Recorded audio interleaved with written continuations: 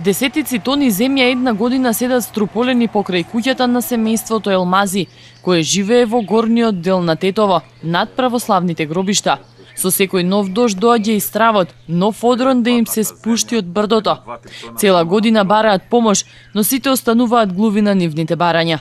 Кај нас се има паднато позади куќава, значи над 100 тона земја. Можеме да препоставиме едно 2-13 камиона, меѓутим ни влага вода, кога врне, ни налага вода, а ние бегаме од куќа.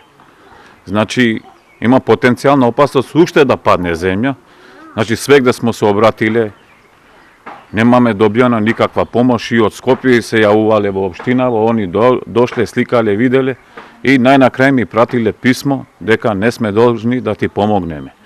Јас, меѓутим, тражим помош од владата, од институциите, од председателот на Република Македонија, да може да ни помогне, пошто куќата има ризик, може да падне уште голема тонажа, за да може и загинати да бидеме.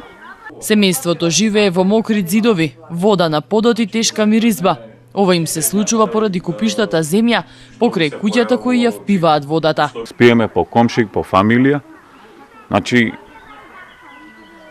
и големо дел од по куќанството ни се расипува. Чак патозот сме го фрлиле, свериле други работи. Значи има голем потенцијален ризик.